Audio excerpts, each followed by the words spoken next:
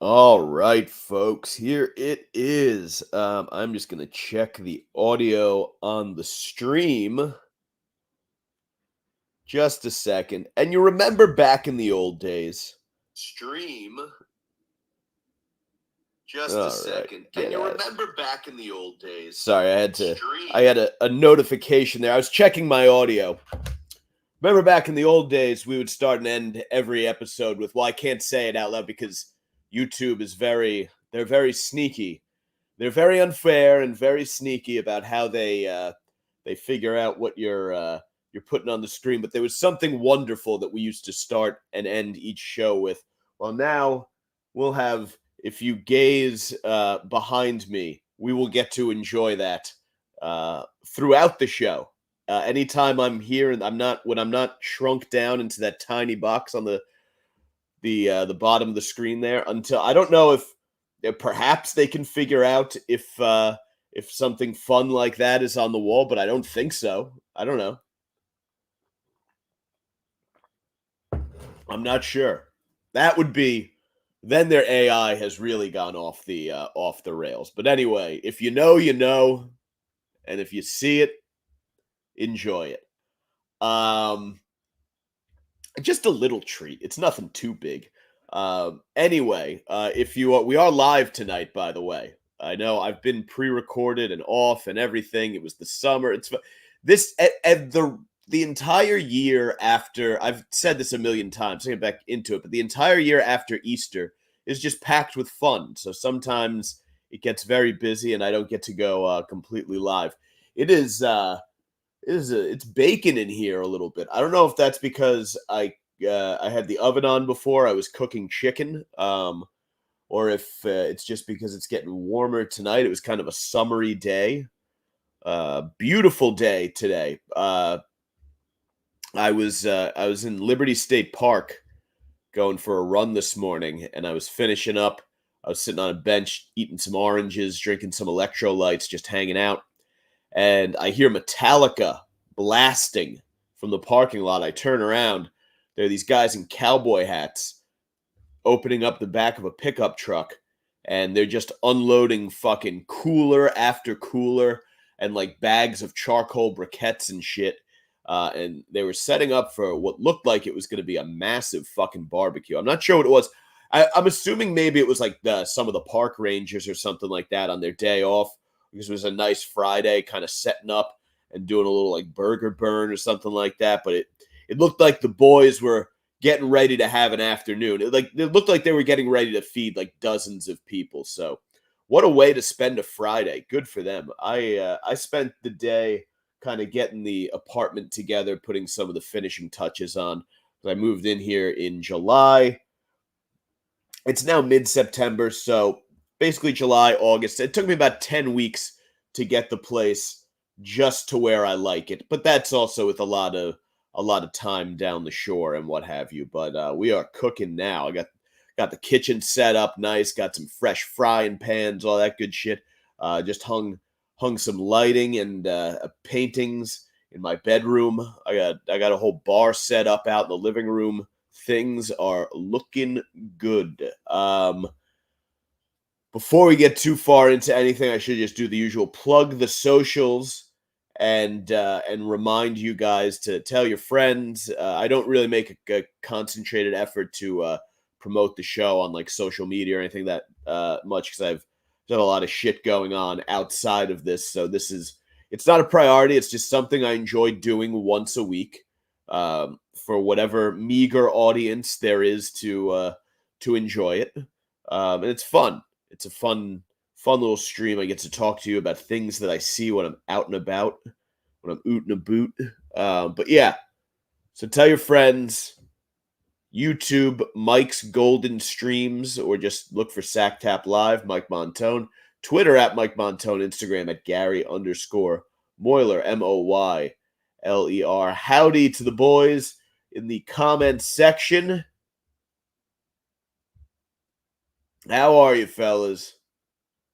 The Haitian complaints. The Haitian complaint.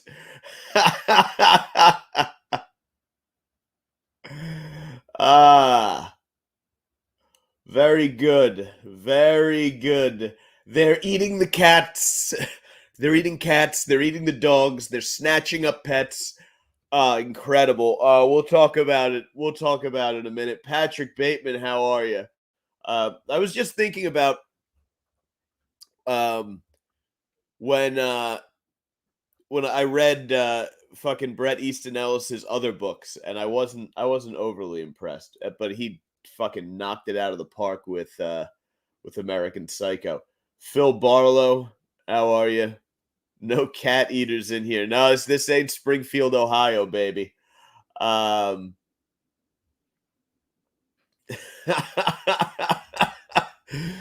Johnny Gibbons, you are a wild man. No, there is no racial bigotry here. Here you are all equally worthless. Um, Gunnery Sergeant Hartman.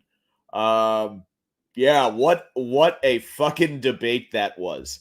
Um, they, I think she kind on style points, she definitely got the best of him because she just had him fucking going off. But even then, I don't know because I just don't fucking know. I remember the last time he won, when he beat Hillary, he had that debate um where he, said all of like the bad hombres, and he was going to build the wall and all this stuff, and they were like fact checking me like, no, he's nuts, like he's not. And then all of a sudden he wins. I have no fucking clue anymore. I really don't know. You know, I have no idea how it's since they shot Harambe, everything has just been, I don't fucking know. It's who the fuck knows.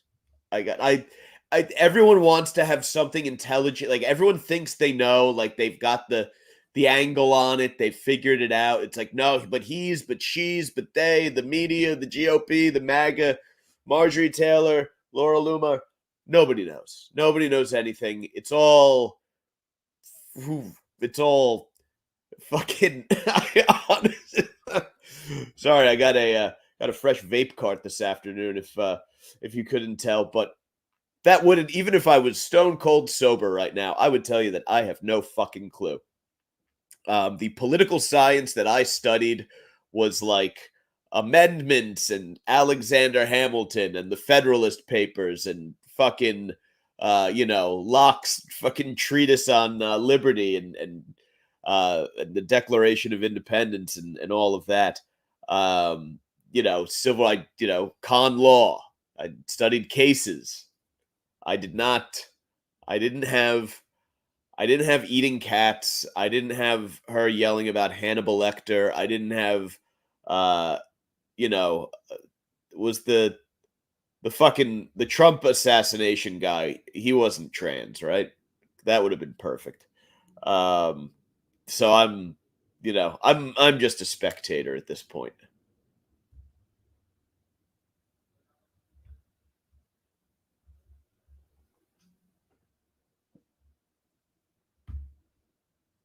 We'll get to. I saw a couple quick comment here about Less Than Zero. Before we move, because there's a great video montage that has uh, that has come about as a result of the debate. So I did want to play it because it was fucking fire jam.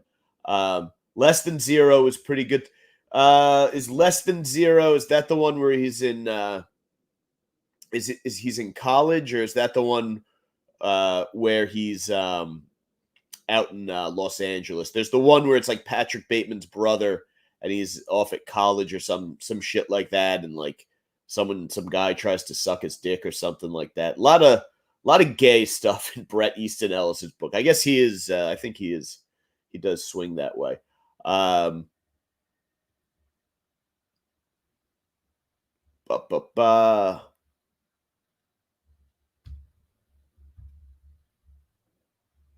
World leader Kamala Harris.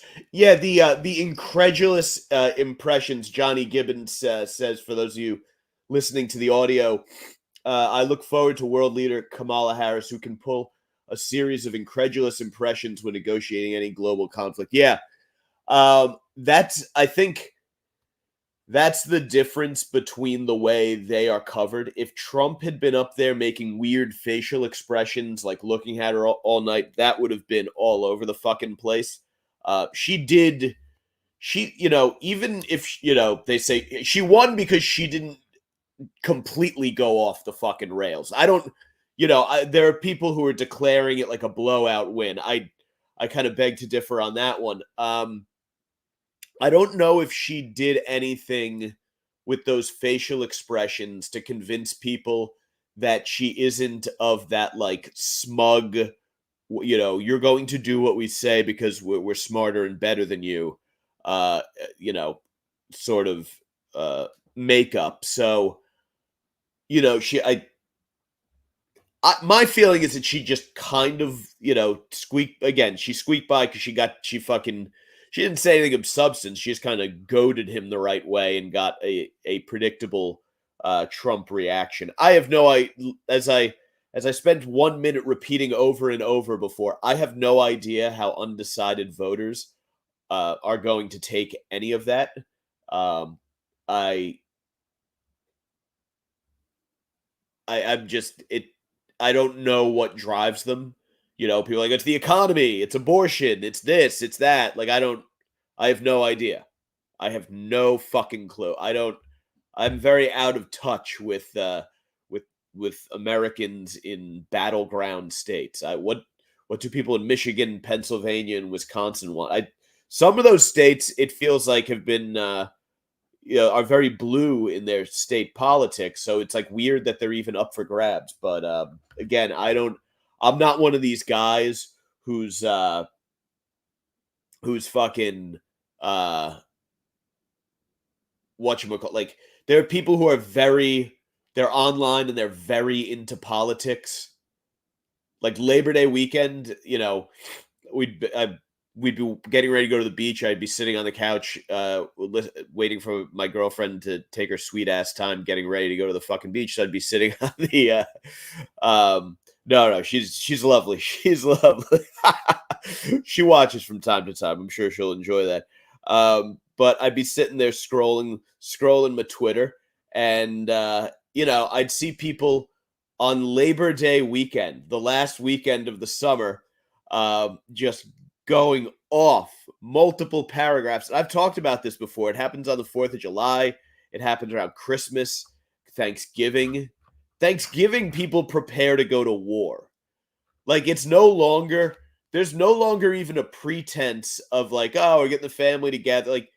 Like my siblings and I have gone out of our way to avoid getting into fights with, our family about everything, because everyone in my family is loud and Italian. So it's like, the possibility for there to be verbal spats is always very high. And not even just about like politics, but just about anything in general. Like what the fucking menu is going to be, who's hosting, fucking, which game we're watching, any of that shit.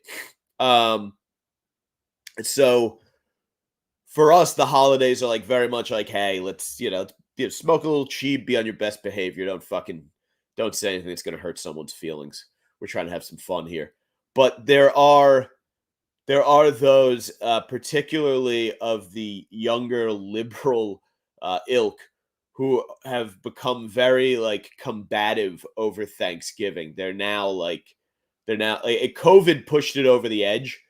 They're in like fuck you mode about Thanksgiving, which is that's so weird to me because Thanksgiving is the fucking best. Why would you want to destroy it?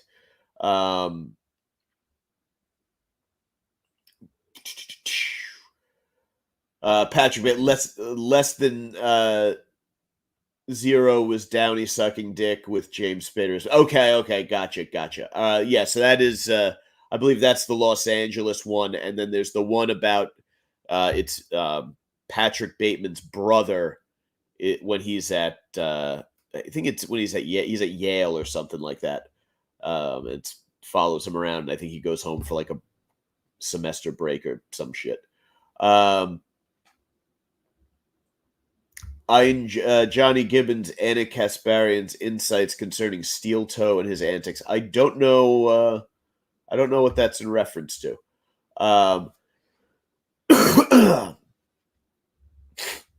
Sorry, it's a little verklempt this week. I was running in the park. It's dusty, and there's fucking my car.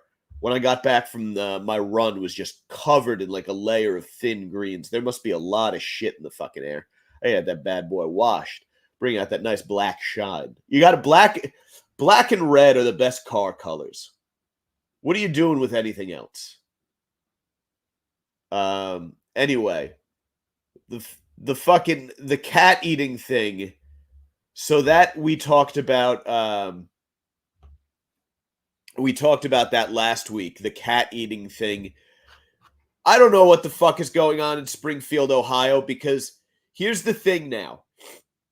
Ever since, I mean, it kind of started, for me, it all started with grabbing by the pussy when they fucking kind of lied about that. And then they lied about Russia. They fucking, for years, they just told us, oh yeah, no, it was Russian collusion, Russian, like making it seem like it turned out that Russia just wanted to sow discord, and whoever won, they just wanted to make us all hate each other with mission accomplished. And then during the COVID, all the bullshit from like the media just lied their way through that and enabled government to lie about fucking everything.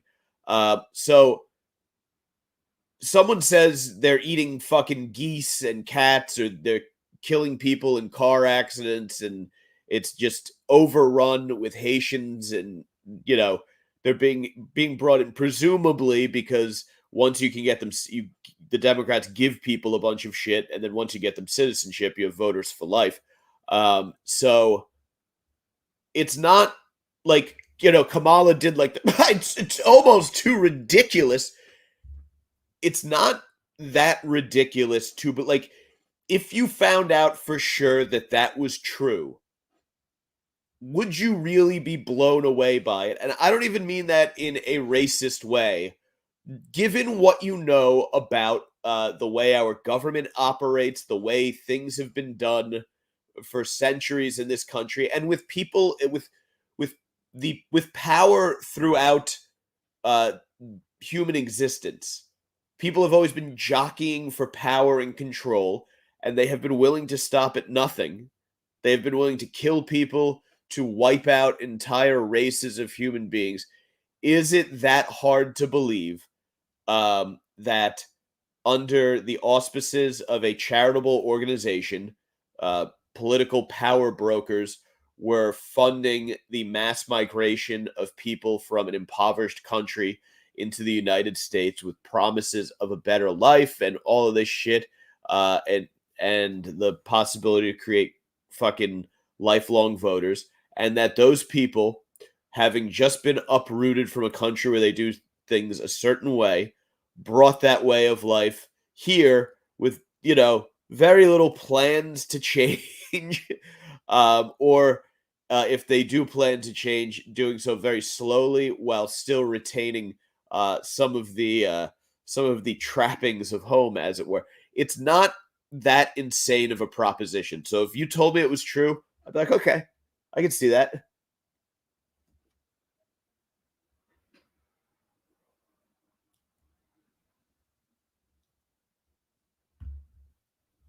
Yes, of course, Johnny Gibbons. The laptop was they denied it, right? Didn't they delete the New York, or they locked up the New York Post Twitter account? I think over the Hunter Biden laptop story.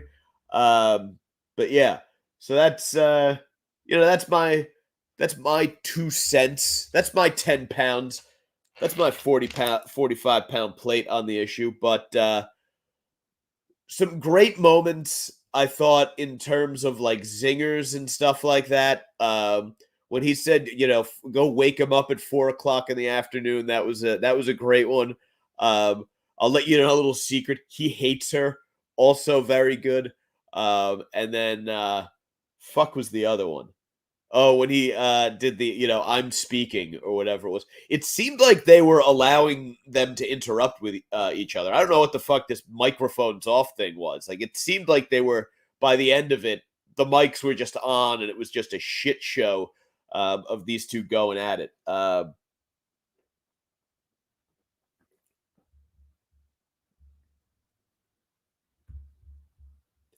Nighttime Conqueror, if the Haitians eating cat story is fake, how did the Twitter show me 30 different videos in like a day? Riddle me this. Yeah, I mean, and look, on the other side, I wouldn't be stunned if I found out that some conservative fucking group out there was like, hey, we don't have to have any actual proof of this happening. All we have to do is complain that like our cat went missing and fucking get it on the record, and then who's to say, let the vagary take over. Like that would also be fucking genius. So I don't know. I really don't know. And I don't, again, I wouldn't put it past a small town to deny that they're having a problem controlling something. There's, to me, it has not been proven beyond a reasonable doubt that they are not eating fucking weird shit in Springfield.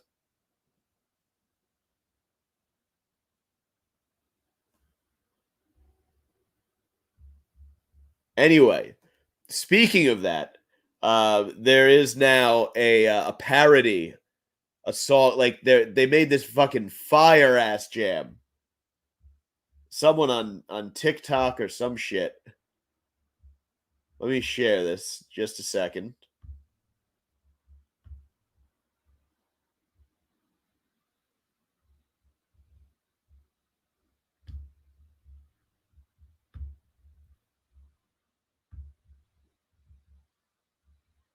I hope it's not too loud. 1 second. They're eating the dogs. They're eating the cats. Eat the cat. Eat the cat. They're eating the dogs. They're eating the cats. They're eating the dogs. They're eating the cats. Eat the cat. I hope that's loud enough for you. They're eating the dogs. They're eating the cats. Eat the cat. Eat the cat. They're eating the dogs. They're eating the dogs. They're eating the cats. Eat the cat. Eat the cat. They're eating the dogs. They're eating the cats. Eat the cat. They're eating the dogs. They're eating the cats. Eat the cat. Eat the cat. So that's enough of I mean, I could listen. I'm going to be walking around saying that fucking all week now. They're eating the dogs. They're eating the cat. It's apparently becoming like a lesbian anthem, which I enjoy because, as you know, I am a huge fan of hot girl on girl action. Nighttime Conqueror, fence sitter Mike. No, I'll be honest. I have no interest in a Kamala Harris presidency. I find him hilarious. Something has to be done about the fucking border because my neighborhood's a mess. I will probably vote Libertarian, but I'm not. I would not be bothered if the Donald won. If I thought that he had a legitimate chance to win New Jersey, I wouldn't not vote for it. Like you could convince me to vote for him for sure. I could not. I can't imagine circumstances under which you could convince me to vote for Kamala Harris.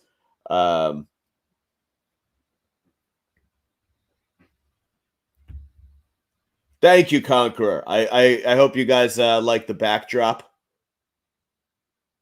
This is when this is not the podcast room. This is the Chiba room. So I come in here and I'll roll up a doober and I'll blaze it.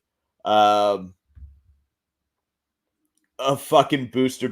No, I must have gotten hit with a little cold.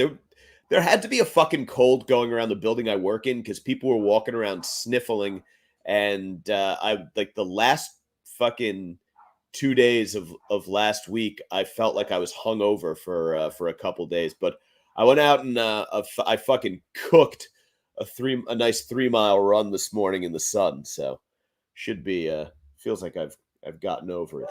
But thank you for your concern, Johnny. Very nice of you. Anyway, moving on. Moving on from all that. I hate spending too much time on politics. I love listening to other people argue about politics. I don't have enough of an interest in it. Like those people who can just rattle off like, oh well, the this, the that, or like whatever fucking talking points their side has. I don't. That's just fucking.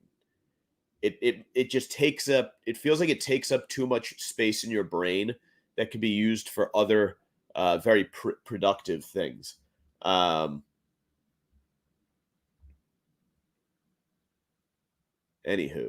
what did I want to check out next? Oh yes, how could I forget? It was 9/11. That's why I went down to Liberty State Park to run this morning. I got up. It was lovely. I was up very early because I was doing a little dog sitting last night, and I had to get up to walk the dog. So after I was relieved of my duties, it was like 8 o'clock in the morning, and Liberty State Park is right here in Jersey City. Beautiful views of the Statue of Liberty, Ellis Island, the Freedom Tower, Lower Manhattan, and the entire mouth of the Hudson River as it goes out towards the Atlantic Ocean. If you're ever in the area, it's one of my absolute favorite places. Check out Liberty State Park. on the running trails back there too, on a nice spring day, you get a lot of old people like to go for walks in there, and you'll catch old people making out in the bushes. It's fucking wild. But there's a big 9/11 memorial down there, and of course you can see the the Freedom Tower, and you would have had a front row seat for the attack had you been there. And there's so many different aspects of 9/11, I think, that just kind of kick around inside of your head, especially if you were living in this area when it happened, if you really experienced it up close. I grew up in Glen Rock in Bergen County, which we lost about a dozen people that day. It's a commuter town. It's a very tiny commuter town of 11,000 people, but all of them commute into New York City. So we have two train stations, 2 train lines service the town because the entire fucking town commutes to New York. So it was a very seeing the cars still in the parking lot at the train station. That was very, very chilling. I remember that vividly. But one of the things, as the years have gone by, I've become very interested in the hijackers, because I studied my political science concentration in college was in foreign policy. So government and politics in the Middle East and regimes and regime change and fucking all that stuff. I was constantly studying, insurgencies and terror groups. I wrote a lot of papers on terrorism. So I got really into how those groups operate. That was also part of the reason I was joining the Marine Corps. So I was going to be dealing with that kind of thing up close. And it's weird because there is this mystery to it, right? They with the facial coverings they wear and the beards and the outfits and the AKs and the fucking the threatening videos with the music and they're fucking riding horses through the wilds of Afghanistan or wherever the fuck they're shooting these things. And then they're on video putting a guy in an orange jumpsuit in front of a thing where the fucking music is playing in the background. Like that fucking I forget what they're called. They're chilling. They're like good fucking. They actually some of those jams are actually fucking fire. I forget what they're called, but the ones they use when they're offing the infidels in a secret room somewhere.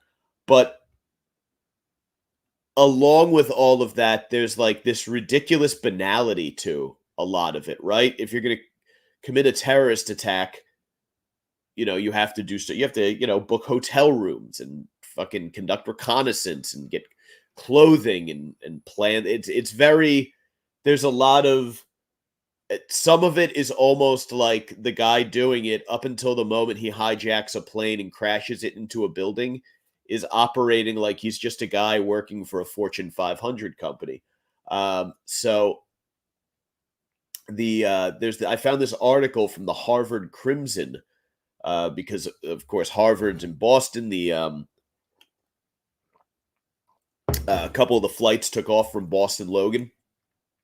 I believe Seth MacFarlane was supposed to be on one of those flights, by the way. We would have been denied so much wonderful Family Guy if that had happened. So their last 4 nights before 9/11 is the title of the article. 2 hijackers spent their last days at the Charles Hotel and at a Days Inn nearby before taking over Flight 175. These are Hamza Al-Ghamdi and Ahmed Al-Ghamdi. They were sitting in business class seats 9C and 9D, which, by the way, how much does that suck? That because these guys, they all sat in business in first class. So you got yourself a fucking first class ticket. You're just settling into your fucking flight, having a little drink, relaxing, fucking chilling out. It was a Tuesday in September, so there was a Monday night football game on the night before. Maybe a little hungover. You got the farts and the shits from fucking, staying up eating wings at your hotel bar the night before. You're flying back across the country to Los Angeles, and fucking 10 minutes after takeoff, these douchebags with fucking box cutters start cutting everyone's throat.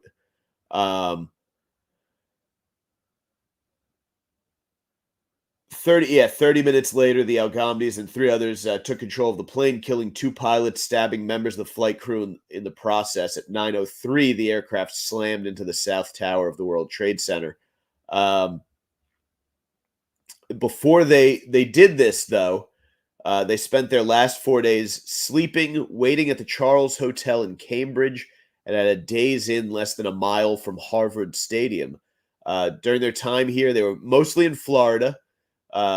Which Florida it is just a great place to disappear to, right? Because every fucking weirdo goes to Florida. It's everyone in Florida is suspicious. So if you are in Florida, you will not arouse suspicion. They had already trained in Afghanistan, and now they're just here waiting, right? They dressed and acted like Americans, shopping, eating, going to Walmart, Pizza Hut. They moved around a lot and did not hold jobs. I guess that, right, you prevent yourself from becoming the target of suspicion. Why is this guy never at work? Whatever. What does he do? You don't have to get tied as much to a story if you're bouncing around. Oh, you're just a foreign national visiting the U.S. They had gym memberships. They went to Kinko's. They paid for dry cleaning, shopped at Winn-Dixie, bought blazers, dress shirts, and shoes. I've been to a Winn-Dixie before, and what a disgusting place. One of the most disgusting supermarkets I've ever been to was the Winn-Dixie in Fort Lauderdale Beach. In the 4 day, but you can buy booze there, which is very convenient and very Florida. In the 4 days they spent in Cambridge and Boston, they kept a low profile, spending mostly cash. Let's see. It gets into a little too much detail here, talking about phone calls and shit.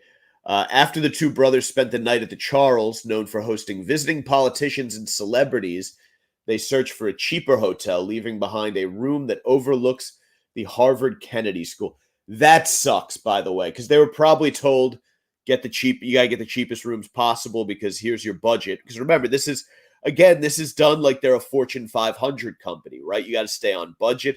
The night before they did the attacks, they wired a bunch of money back to accounts in other countries. Like, this is the same way you fill out an expense report for work. Al Qaeda wants to know, why are you spending so much money staying at the Charles when you could be at the Days Inn? But how much does that suck? Like, at least if you're on a work trip, it's like, it's a free trip, they put you in it's not a top tier hotel. As long as it doesn't have bed bugs and roaches, fine. It doesn't have to be the Charles. But if you're on a suicide mission for Al Qaeda, if you're about to commit the most heinous terrorist attack in the history of the fucking world, at least, I guess October 7th's in the fucking running now, right? If you're going to do that, I feel like you should at least get a good room out of it, right? You should at least get to spend your last few nights in comfort, linen sheets, nice restaurant downstairs, high-end escorts hanging out in the lobby. You should get a few nights at the Charles. And plus, if I'm Al Qaeda, I want my hijackers to be comfortable. Like, NFL teams don't stay in shitty hotels when they go on the road. They're not staying in a fucking Best Western. Like, they're down. It's very nice hotel downtown Jersey City. My friend had his wedding suite was there. He got married in Liberty State Park. What was it? The Seahawks were staying there that weekend. They were in town to play the Jets. But yeah, they don't. You don't stay in a shitty hotel if you have business to get to the next day. You got to stay. Got to put your guys up in a good lodging. You need them rested for game day. They spent their time meeting with other soon-to-be hijackers, eating at the Charles River Bar and Grill, and at one point ordering a pornographic movie for $12.55. I wonder if they jerked off together, or if, like, they gave each other the courtesy of leaving the rooms so each could do it. And that's another thing. Your last few tugs before you go on a suicide mission, you should have your own room to do it. I'm sorry, Al Qaeda. Like, seriously, treat your workers a little bit better.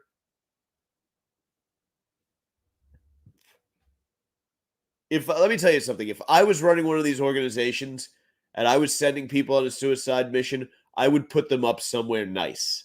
Somewhere very nice. On September 10th, the day before the attacks, they followed the detailed plan for spiritual preparations in their hotel room. The same plan the other hijackers positioned near airports on the East Coast undertook. At 1:30 p.m. that day, housekeeping knocked on the door for a routine cleaning.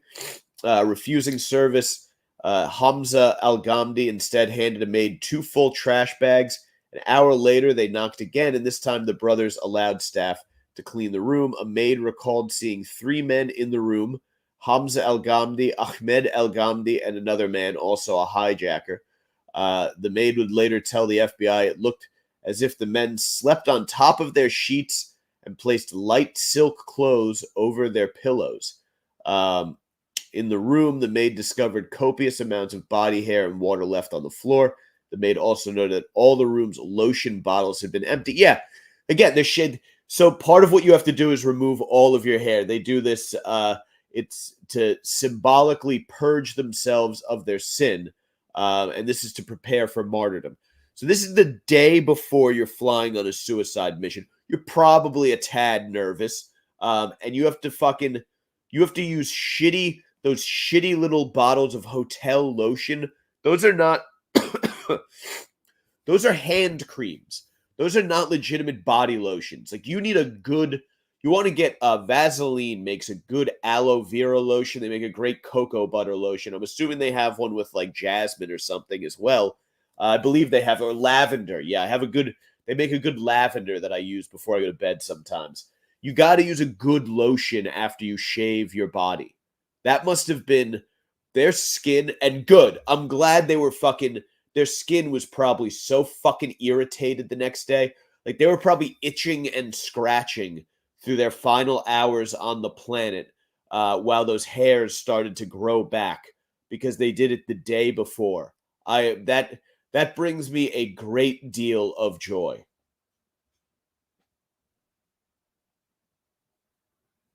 Yeah, do not leave your apartment unless you have performed ablution before leaving, because the angels will ask for your forgiveness as long as you are in a state of ablution and will pray for you. By 6:45 a.m., the clean-shaven Algamdi brothers arrived at Boston Logan Terminal C. Taxi driver had driven them to the airport from the Days Inn. The brothers gave him a 15-cent tip. Again, doing it on the cheap. Doing it on the cheap. Should have gotten him a black car. Again, you're taking a fucking, I guess take a taxi. What if it takes forever for a cab to get to the hotel? Have a black car waiting. It costs it costs probably another $100 to get a fucking a town car to take you to the hotel. And that's not like an odd thing. Businessmen do that all the time. If you're doing this, you're traveling under the auspices of being businessmen, then it wouldn't be unreasonable for you to order a town car.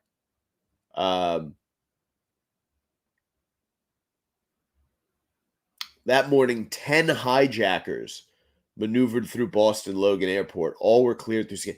10 hijackers went through. That is so fucking ballsy to send 10 of them through the same airport. I wonder if they did regular reconnaissance runs on a number. I've read the commission report. I forget what it said, but I know they took a bunch of reconnaissance flights, like to check out like how the drink service worked and when the cockpit doors were open and all of that. Like they wanted to know down pat how these airlines ran their fucking flight service so they could eventually, take advantage of it. I wonder if they tested Boston Logan and decided that that was the one with like the most lax security, or that was because that's a ballsy move trying to get 19 guys through security without arousing any suspicion when you have a bunch of suspicious ass shit on you and you come from suspicious countries is fucking wild. Because they had tried a and then obviously they get on the plane and we know what happens from there. They had tried a different plot on New Year's Eve, I think the year before, to like blow up a bunch of planes midair. So it's not like people weren't on the fucking, well, I guess we weren't on the lookout enough, but we knew some shit was coming.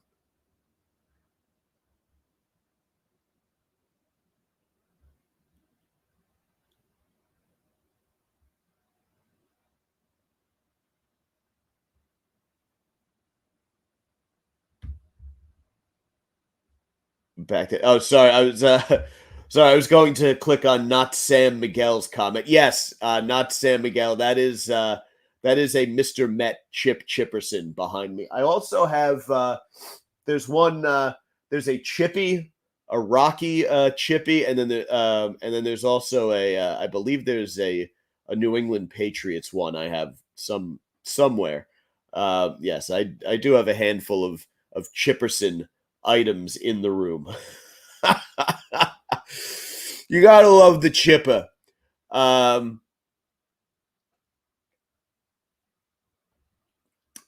yes, it one less than Daniel Ocean had to work with. But they were a lovable bunch of scamps, and they were just getting back. What were they doing? Helping Danny Ocean steal back his wife from what's his name? I haven't seen that movie in forever.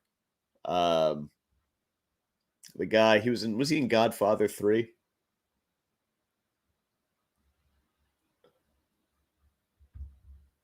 I'm not sure. There were like a bunch of them in the old office when when moving occurred, and I have no idea. I could not help you with that. Apologies. I rounded up some items from work. Yes, Andy Garcia. Thank you very much. The Savage Crew paddle is that is a one of a kind. That is a custom job. My brother got that for me way back when I want to say when I started doing video, he got it for me to put, like, specifically to put in the background. He had it made for me. We're very big fans of the movie Dazed and Confused. So the all of the fraternity paddling that goes on in that is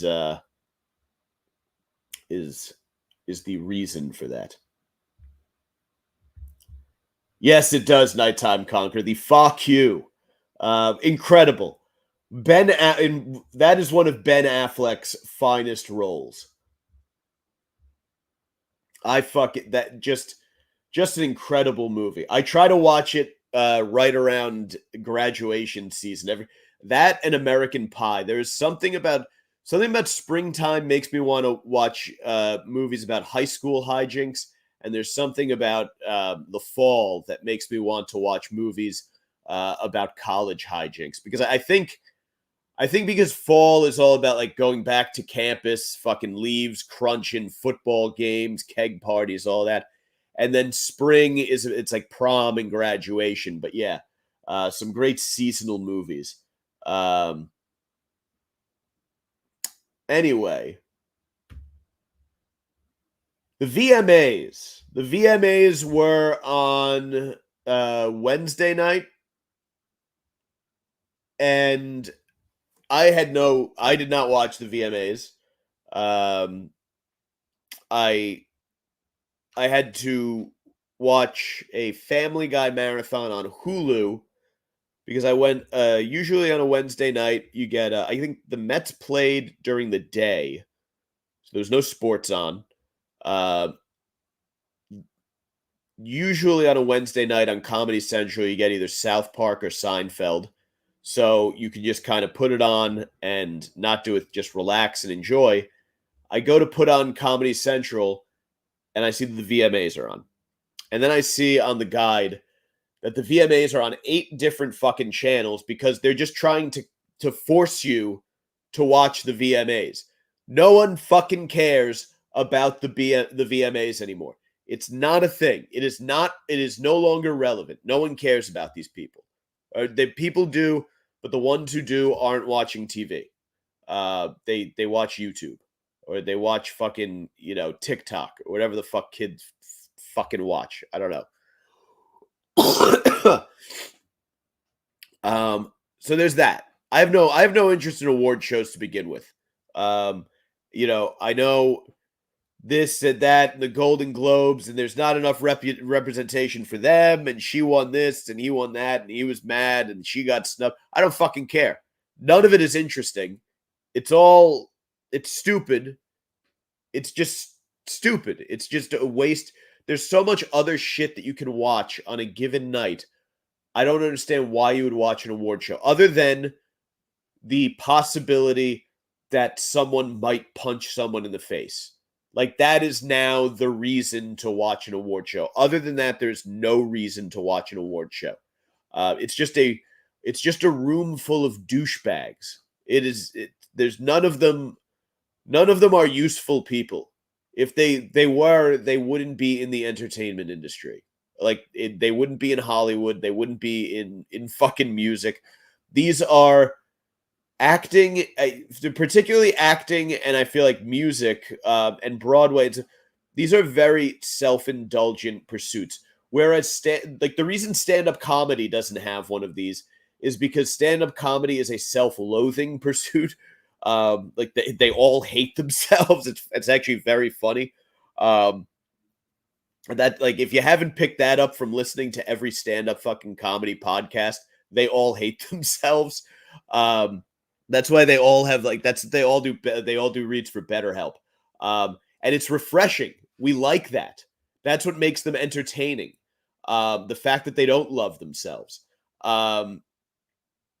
Fucking on the flip side, the Tonys, the Grammys, the the VMAs these are all people who are so self-indulgent that they screamed, "Hey, look at me. Look at the noises I'm making. Look at the costume I'm wearing a costume. Everyone look at me. I'm wearing a costume. I'm wearing a costume and I want attention."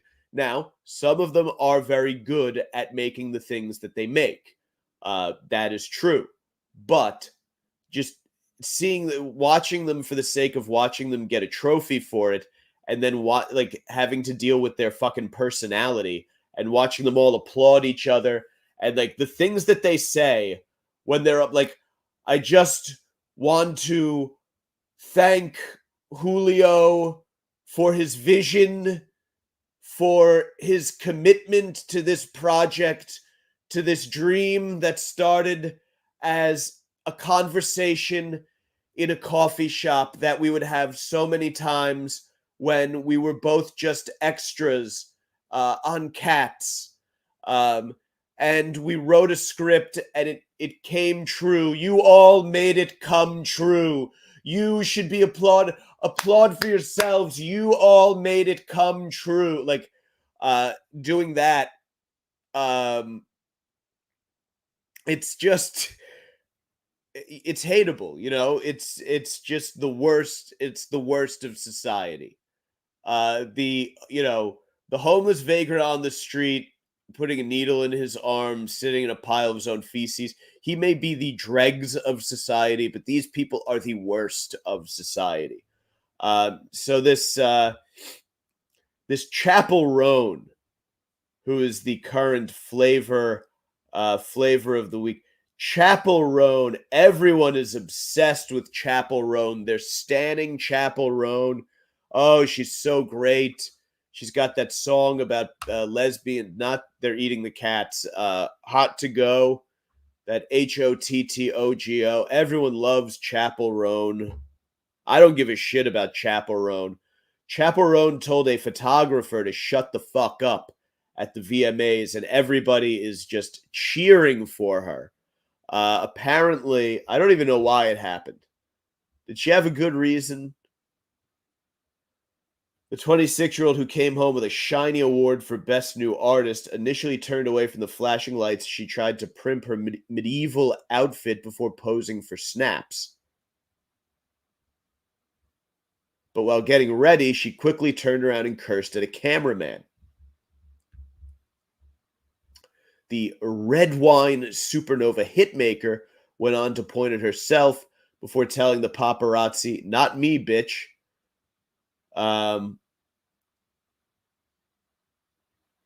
For someone who gets a lot of anxiety around people yelling at you, the carpet is horrifying, and I yelled back, she explained to Entertainment Tonight. You don't get to yell at me like that. I don't get what that.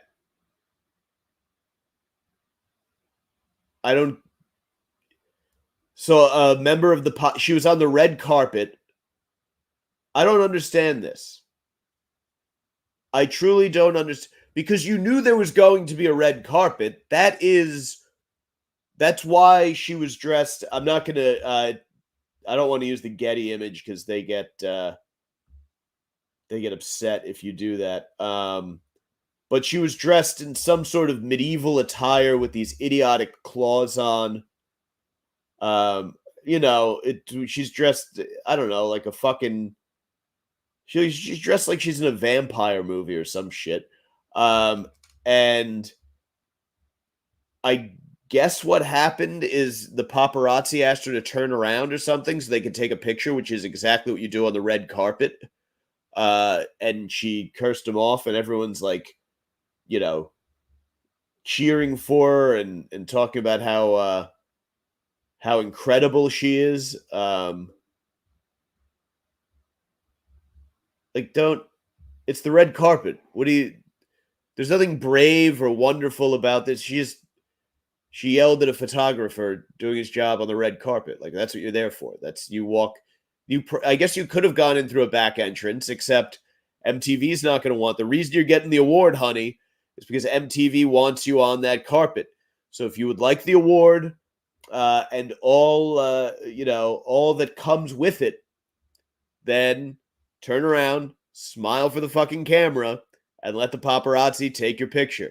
Or I guess they're not even the paparazzi there. The paparazzi catch you when when your pussies fucking stick. Like, the paparazzi are the guys who, when you're stepping out of a limo and they can see your pussy, they take a picture and they put it on TMZ. Like, that's the paparazzi. These are like professional cameramen who they have press passes. They're there, you're there. I do the Exotica convention every year. I interview people there, and there are performers who will be complete fucking jerk offs. If you ask for an interview, they'll tell you that you have to pay for an interview. It's bullshit. You're not supposed to if you have a press pass, but they'll try to do it. It's basically their way of getting you to fucking go away because they don't want to uphold their end of the deal. They just want to stand there and have fucking horny weirdos pay them for fucking photo opportunities. So I have no sympathy for Chappell Roan being told to fucking turn around and smile for the fucking camera. It's what you're there. That's a day of work for you.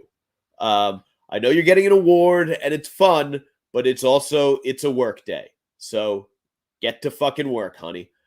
We can stop celebrate. I know we're there to celebrate you, but this is part of the agreement. This is how it goes. Your picture can't be everywhere if you're not turned around and fucking smiling. And if your picture isn't everywhere, then no one's going to listen to your fucking music and you're not going to get these shiny awards and all of the money.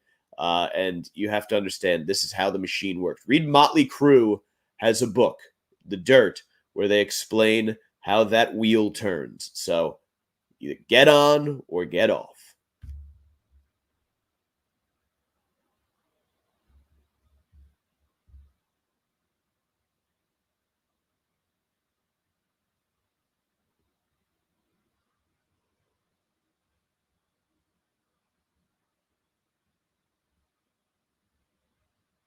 Just checking out the comments section here.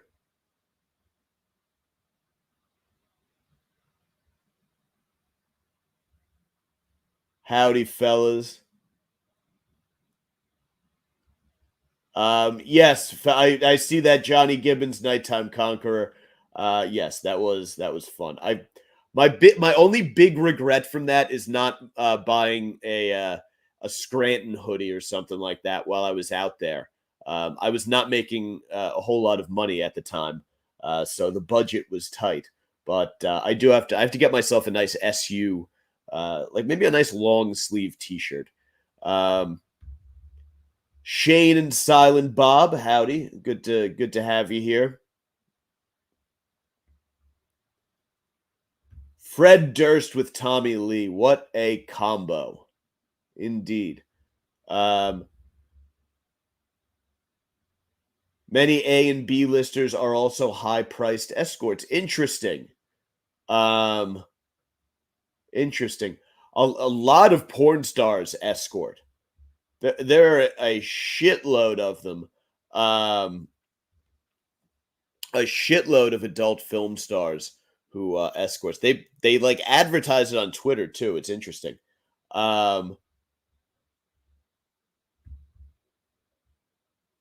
That's not the worst idea. I might have to do that. It depends. I'll tell it more.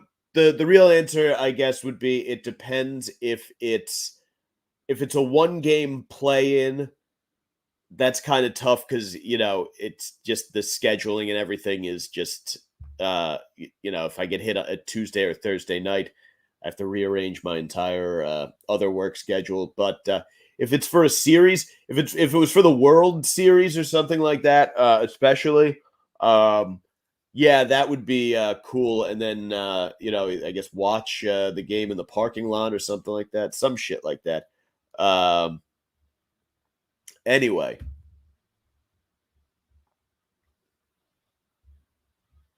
It is about 9:00.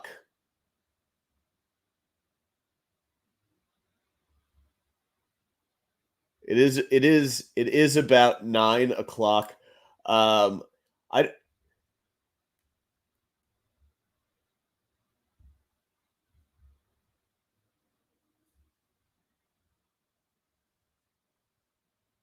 I'm seeing some comments that I can't confirm, but I will obviously I have no, yeah, I have no idea if so. That's absolutely fucking horrible, but is not certainly not my place to spread rumors. But it is about 9 o'clock. I do have. I ate my steaks. I ate my steaks the other night. So it's taco night tonight. Homemade though. I have some corn tortillas. I got some chicken. I have some restaurant style salsa. And I do a very early class to teach tomorrow. So I'm going to settle down with the New York Mets. I wish you all a wonderful weekend. I appreciate you guys hanging out here, being here. Next weekend, I'm hoping to be live on Friday night. The San Gennaro Feast is this week, and I would very much like to attend, but they are calling for some rain during the week. So if Friday winds up being the only clear night, then I may have to pre-record the stream so I can get to San Gennaro in the evening. Anyway, with that said, hopefully it's nice out on like Wednesday or something like that, and I can get down to Little Italy on a weeknight. If not, then hopefully I'll be back live after that. I have a I am planning. There will be a few Fridays off. I want to get to a couple high school football games, and I have a family thing one Friday night, and then I may have Exotica on a Friday. So there will be some Fridays off as we go through the fall here, through the spooky season. It is spooky season. I love spooky season, so we'll have a good one. This is a very meandering sign off, I know, but I'm going to end the stream and wish you all a good weekend. Check me out on social, Twitter at Mike Montone, Instagram at Gary_Moyler, Moyler. Fuck it. What's my YouTube handle? Sorry, this new vape card hit fucking hard, baby. What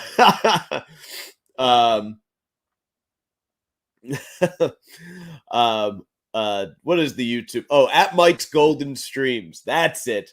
That's the one. At Mike's Golden Streams on YouTube, or just search Sacktap Live. And of course, the audio, the Savage Sacktap, wherever you can download podcasts. Tell your friends. We'd love to have you here. Adios, motherfuckers.